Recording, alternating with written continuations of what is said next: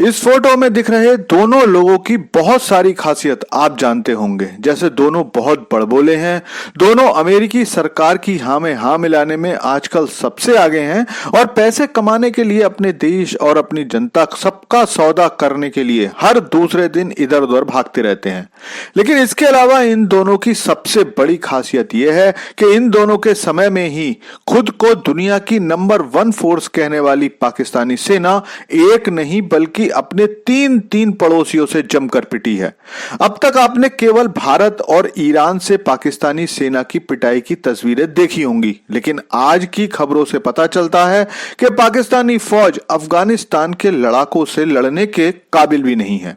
और ये बात तब और भी पुख्ता हो गई जब खुद पाकिस्तानी सेना ने अफगानिस्तान की सेना से सीज फायर के लिए मिन्नतें की, जिसे फिलहाल अफगानिस्तान ने मान लिया है। लेकिन अफगानिस्तान के सैनिक किसी भी हालत में पाकिस्तान से जीती हुई चौकियों को छोड़ने के लिए तैयार नहीं है। दरअसल परसों जो लड़ाई दोनों देशों यानी पाकिस्तान और अफगानिस्तान के बीच हुई थी, उसमें पाकिस्तानी सेना की अच्छी खासी मार पड़ी थी।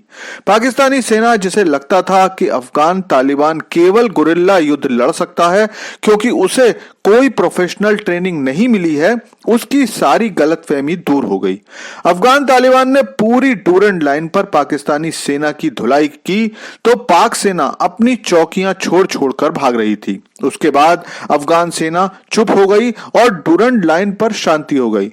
लेकिन आज फिर पाकिस्तानी सेना को याद आया कि वो तो दुनिया की नंबर 1 फौज है, तो उसने फिर से अपनी पुरानी चौकियों पर अपना कब्जा लेने के लिए अफगान सेना पर अटैक किया। और फिर जो धुआंधार लड़ाई शुरू हुई है, उसके बाद की तस्वीरें देखकर लगता है कि पाकिस्तानी सेना तो अफगानिस्तान की सेना के आगे कहीं भी नहीं ठहरती।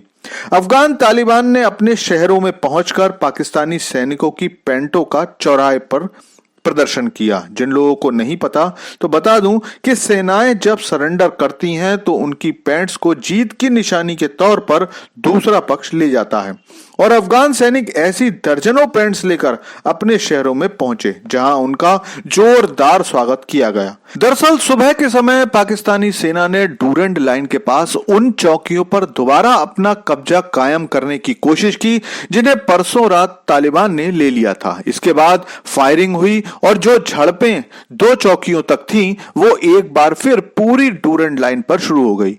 दोनों सेनाओं के बीच बड़ी आर्टिलरी भी इस्तेमाल हुई। पाकिस्तानी सेना ने टैंकों का इस्तेमाल करने की कोशिश की, लेकिन तालिबान लड़ाकों ने इन टैंकों को पाक सैनिकों से छीन लिया और फिर उन टैंकों की परेड भी निकाली।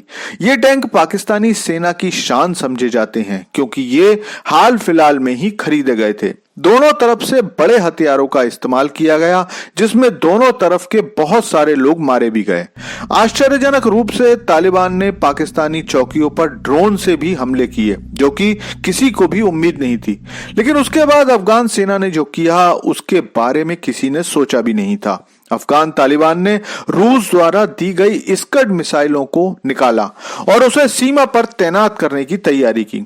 हो सकता है आप में से बहुत से लोगों को ना पता हो कि स्कड मिसाइलें रूस द्वारा निर्मित थीं और 80 के दशक में दुनिया की सबसे शक्तिशाली मिसाइलों में से गिनी जाती थीं। उस समय स्कड मिसाइल रूस ने अफगानिस्तान, इराक जैसे देशों को सप्लाई की थी। अब हालांकि ये तो कहना मुश्किल है कि वो काम करेंगी या नहीं, लेकिन सांकेतिक रूप से तालिबान ने ये बता दिया कि वो पाकिस्तान के खिलाफ सारे हथियारों को इस्तेमाल करेगा। जिसके बाद पाकिस्तानी सेना ने अफगानिस्तान से सीज फायर की विनती की।